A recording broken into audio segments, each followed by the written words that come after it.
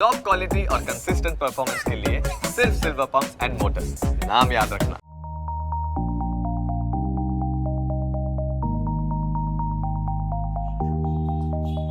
કેટલી ગરમી છે નહીં?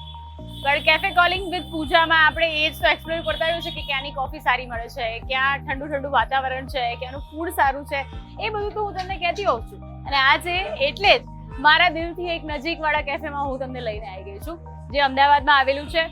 અને છે ને 2016થી હું આ કેફેમાં આવી રહી છું, એટલે એનું એમ્બિયન્સ મને ખબર છે, એનું ફૂડ મને ખબર છે, એના લોકો મને ખબર છે, એની સર્વિસ મને ખબર છે. અને એ બધું આજે હું તમને પણ શેર કરવાની છું. એટલે તમે પણ ફરી એકવાર આ કેફેની મુલાકાત લો, આ કેફેને વિઝિટ કરો. અને એ કેફેનું નામ છે મોકાસ.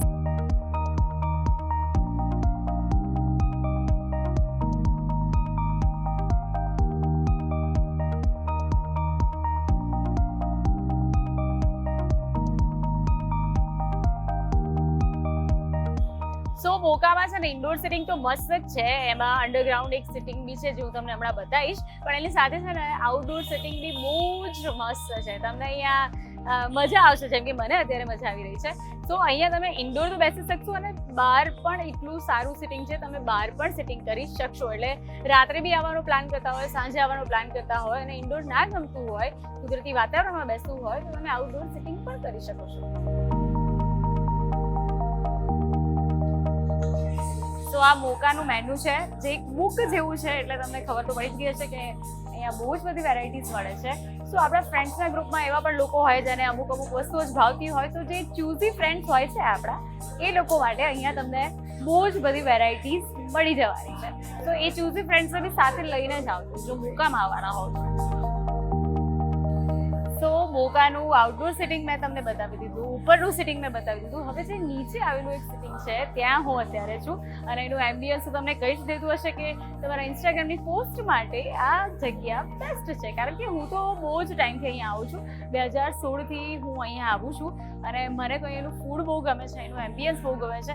અને એટલે જ મેં વિચાર્યું કે આ જગ્યા હું તમારા સાથે પણ શેર કરું. સો તમે પણ તમારા ફ્રેન્ડ્સ સાથે અહીંયા આવો અને ફોટોઝ પોસ્ટ કરો. અને આ વખતે જો તમે અહીંયા આવો અને ફોટો પોસ્ટ કરો તો કેફે કોલિંગ વિથ પૂજાને ટેગ કરવાનું ના ભૂલતા. સાથે મેં ફૂડ સારું મંગાવી લીધું છે, જેમાં એક સિઝલર છે, એક ડેઝર્ટ છે અને એક અમૃતસરી છોલે કુલચે છે. સો આ બધું ટેસ્ટ કરીને હું તમને કહીશ કે અહીંયાનું ફૂડ કેટલું ટેસ્ટી છે.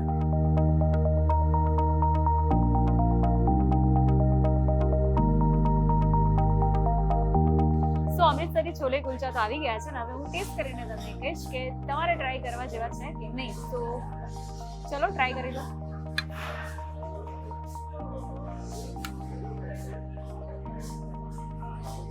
આની સાથે દહીં છે અને અથાણું પણ આપેલું છે, ઓનિયન પણ છે અને લીંબુ પણ છે. But we focus on the main food and it is chole and Amritsari kulcha. So first bite I am going to take. યમી.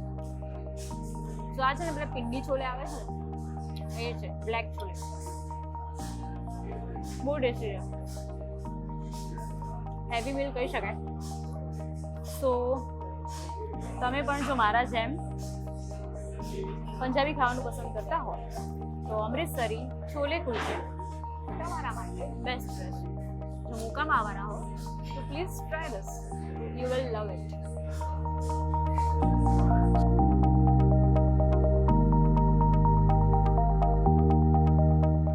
Veg shashlik sizzler છે મોકાનું. અને હવે હું તમને ટેસ્ટ કરીને કહીશ કે આ સિઝલર તમને ભાવશે કે નહીં અને મને ભાવે છે કે નહીં. કારણ કે હું મોસ્ટલી મોકા આવું છું ને તો હું ભાજી પાઉં ને ખીચડી ને એવું જ બધું ખાતી હતી, કારણ કે મને એનું અહીંયા બહુ જ ભાવતું હતું. બટ સિઝલર હું ફર્સ્ટ ટાઈમ ટ્રાય કરી રહી છું મોકામાં. સો તમારા તરફથી હું ટ્રાય કરીને તમને કહું છું.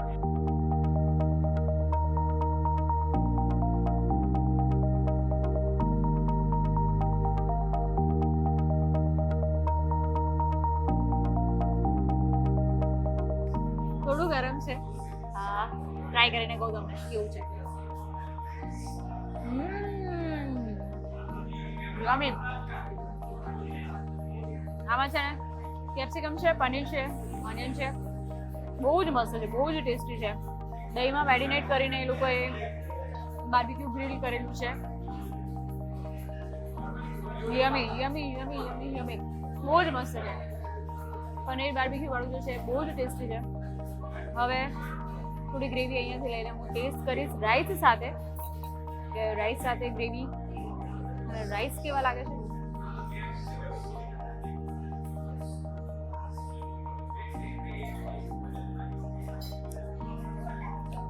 Rice is also good.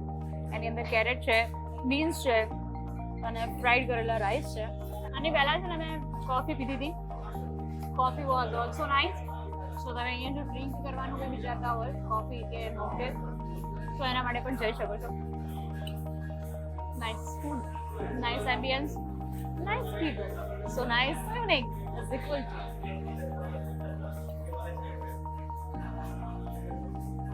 સો ડેઝર્ટમાં મેં મંગાવ્યું હતું ચોકલેટ એવલાન્ચ. થોડુંક ગરમ છે બિકોઝ કે નીચે બ્રાઉની છે, ઉપર ચોકલેટ્સ છે, ચોકલેટ આઈસ્ક્રીમ છે, વચ્ચે વેનીલા આઈસ્ક્રીમ છે અને કેટલું મસ્ત સ્વીટ ક્યુટ ચોકલેટનું બનાવેલું છે. કેટલું ક્યુટ લાગે છે ને. આઈસ્ક્રીમ અને ચોકલેટ આઈસ્ક્રીમ છે, વેનીલા આઈસ્ક્રીમ છે અને નીચે છે ગરમા ગરમ બ્રાઉની. દેખાવામાં તો બહુ જ મસ્ત લાગી રહી છે અને જ્યારે વેધર ઠંડુ હોય ત્યારે આને ખાવાની બહુ મજા આવે છે. જેમ કે શિયાળામાં, ચોમાસામાં જ્યારે વરસાદ પડતો હોય ત્યારે આ ખાવાની બહુ જ મજા આવે છે. સો હું ટ્રાય કરવાની છું હવે.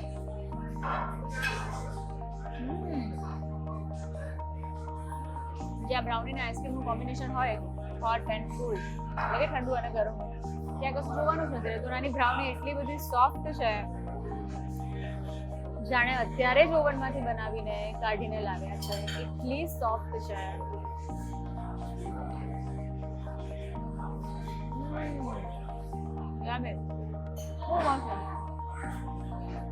Very nice. આ તો તમારે ટેસ્ટ કરવો જ પડશે. સો આજ તો કેફે કોલિંગ વિથ મી પૂજામાં હું તમને લઈને આવી ગઈ હતી બોડકવીમાં આવેલા મોકા કેફેમાં. અને અહીંયાનું ડેઝર્ટ આપણે ટેસ્ટ કર્યું ચોકલેટ એવલાન્ચ, જે બહુ જ ટેસ્ટી હતું બ્રાઉની સાથે. એનું સિઝલર આપણે ટેસ્ટ કર્યું. અહીંયા એક અમૃતસરી છોલે કુલચા હતા, એ આપણે ટેસ્ટ કર્યા અને બધું મસ્ત ટેસ્ટી છે. એનું એમ્બિયન્સ બી બહુ જ સરસ છે, તમને મજા આવશે. સો આવા જ બીજા કેફેસ લઈને હું તો તમારી સાથે આવતી જ રહેવાની છું કેફે કોલિંગ વિથ મી, એટલે કે પૂજામાં. પણ તમારે એક કામ કરવાનું છે, તમારે ખાલી જોતું રહેવાનું છે ન્યૂઝ કેપિટલ ગુજરાત, જ્યાં આપણે મળતા રહેવાના છે. તો હવે નેક્સ્ટ કયા કેફેમાં મળીશું એના માટે પણ તમારે જોતું રહેવાનું છે news capital Gujarat. Bye bye.